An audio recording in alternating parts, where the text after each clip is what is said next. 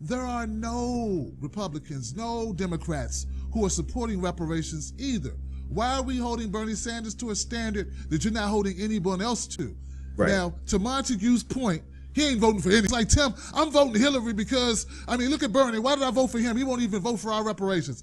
And once again, Ben, I'm like, Hillary's not supporting reparations either. So, Ben, maybe they need you to say it in a way, I don't know what magical method you have, but I've been saying it. Could you please share your viewpoints on reparations and Bernie Sanders?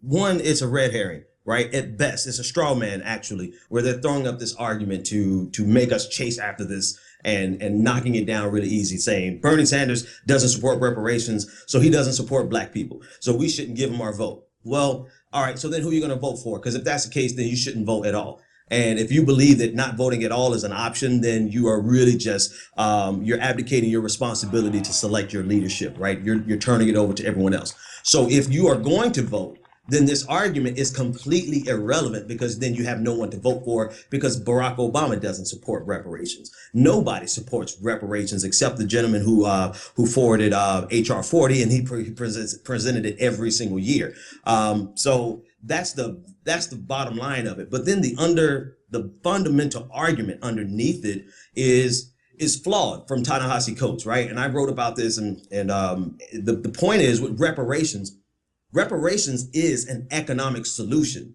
right? And they try to look at this and say that reparations is a race solution, but it's a race solution through economics, right?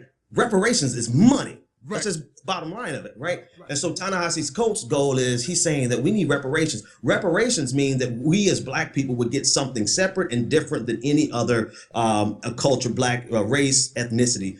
We as African Americans would get financial gain above anything else. And so we're saying, Ta-Nehisi Coates is saying, if we don't get that, then we really shouldn't be worried about the class revolution that Bernie Sanders is espousing, even though what Bernie Sanders is espousing is an economic solution.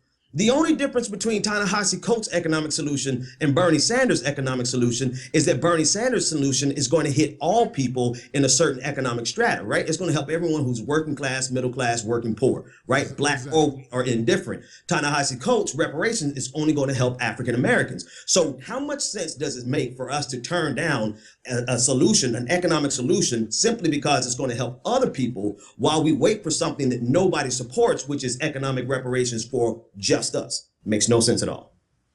I agree 100%, man. I look at it like, for one, it's a non-starter because of the climate that we have politically. It would be political suicide for him, Ben. If you want the man to win, you cannot ask him to run into a gunfight with not even a knife. That would be showing up with bare knuckles. And here's the thing, though. I don't disagree with Ta-Nehisi Coates bringing up the question.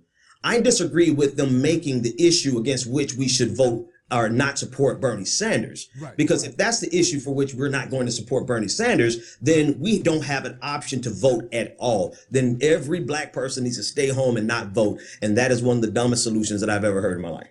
Well, I've been fighting against folks who say that that's their logic. They think the system is not for them, so they want to opt out of the system. I say, well, I tell them, Ben, I say, look, when you opt out of the system, you are effectively voting. Non-voting is a vote. Right. It is a vote, in my opinion, Ben, because someone is counting. Someone's already thinking, you know what? We know these guys are going to already vote for Bernie or Hillary. You not voting is effectively a vote for them, even if you sit it out. Someone benefits from your non-vote. Do you agree, Ben? I agree. Absolutely. Right. Not voting at all somebody is going to run this nation. Right. Somebody's going to run your state. Somebody's going to run your city. And if you don't vote for somebody, that means you are supporting the opposite candidate. Now, you can sit around and think that not voting is the intellectual thing to do, or that's the black revolutionary thing to do, is not to subscribe to progressivism or conservatism and to opt out of the political system. I hear a lot of black intellectuals claiming that. Right. But in reality, you are turning over control of your entire destiny, right? You're mad about that ticket that you think was BS. Then there's somebody who passed a law about that ticket. You're mad about the charge you got, or the child support that whatever you're mad about that the system has wrought on you. Somebody made that a law.